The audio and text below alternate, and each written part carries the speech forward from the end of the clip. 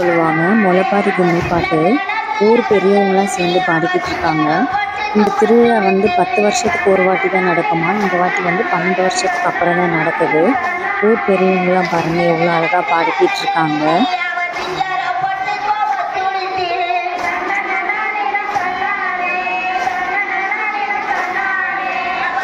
இந்த ஊர் பேர் மன்னவராதி.